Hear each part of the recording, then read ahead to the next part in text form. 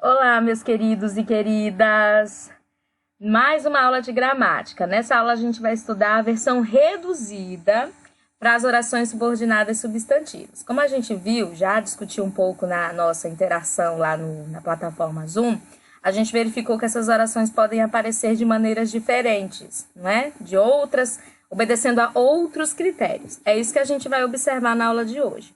Nós podemos utilizar diferentes critérios para classificar as substantivas. Esse critério, logicamente, vai sempre levar em consideração como o verbo se apresenta na oração subordinada. É ele que vai determinar se essa oração é subordinada, se ela é desenvolvida ou se ela é reduzida, tá?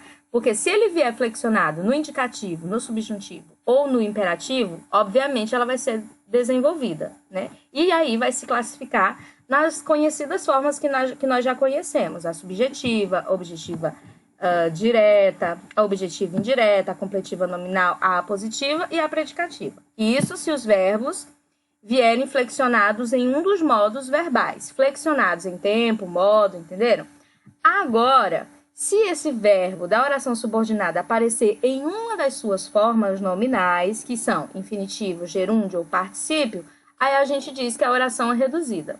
Ou seja, infinitivo é o nome do verbo. É quando o verbo não vem flexionado, nem de acordo com a pessoa, nem de acordo com o tempo verbal. É o nome do verbo. Por exemplo, quem canta seus males espanta. É o nome do verbo. O verbo canta, nessa oração que eu acabei de dar exemplo, o nome dele é cantar.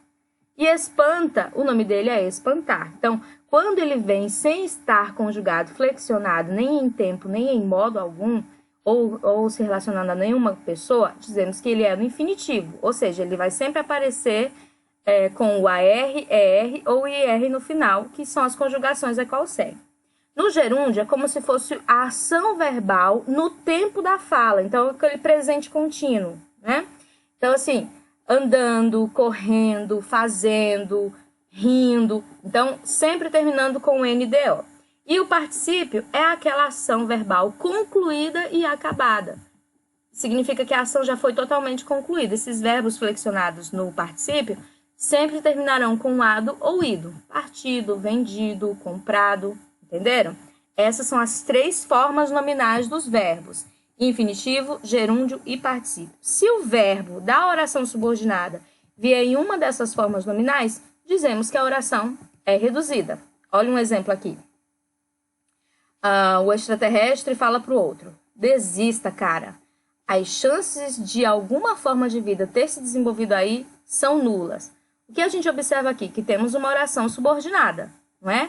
Na fala do extraterrestre, ao observar o prédio de apartamentos, há ocorrido uma oração subordinada substantiva reduzida de infinitivo. Porque o verbo aqui, se apresenta no infinitivo. Mais especificamente falando, essa é a oração: as chances de alguma forma de vida ter se desenvolvido aí são nulas. Vejam que a partir da preposição, né, que faz a ligação entre esse nome e seu complemento, a gente tem uma oração. O verbo se apresenta no infinitivo. Então, eu digo que de alguma forma de vida ter se desenvolvido aí funciona totalmente como uma oração subordinada substantiva completiva nominal reduzida de infinitivo. É grande esse nome, né? Mas é só entender o conceito. É muito básico. Vejo que toda ela vai funcionar como complemento do nome chance, não é verdade? Agora, vamos desenvolver essa mesma oração. Percebam que elas são equivalentes. As chances de que alguma forma de vida tenha se desenvolvido aí são nulas. Então, aqui eu vou ter o acréscimo da conjunção integrante e o verbo vem flexionado em um dos modos verbais, no subjuntivo. Então, nesse caso, que é equivalente ao outro, eu vou ter o mesmo tipo de oração, só que desenvolvida. Uma oração subordinada, substantiva, completiva, nominal. Então, percebam que a única diferença é essa. É a mesma coisa sendo dita, só mudam as formas de dizer. Na primeira, eu não tenho a conjunção integrante e o verbo não vem flexionado, melhor dizendo, ele vem sempre no infinitivo.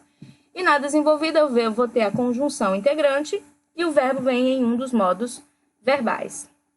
Então, o que a gente percebe é que as duas orações são equivalentes. exercem exatamente a mesma função sintática em relação à oração principal. São complementos verbais dos substantivos chances, que atua ali como núcleo do sujeito. Então, podemos afirmar: orações reduzidas desempenham, com relação à oração principal, a mesma função que as suas equivalentes. Para classificá-las, portanto, basta desenvolvê-las e analisar que tipo de relação sintática estabelece em relação à outra a que são subordinada. Aí vocês já sabem fazer isso. Vocês que vão classificar se são subjetivas, completivas nominais, objetivas indiretas, apositivas ou predicativas, tá? Na língua portuguesa, nós só temos casos de orações subordinadas substantivas reduzidas de infinitivo. A gente até hoje não consegue apontar nenhum caso de outro tipo de redução, só nessas de infinitivo, tá?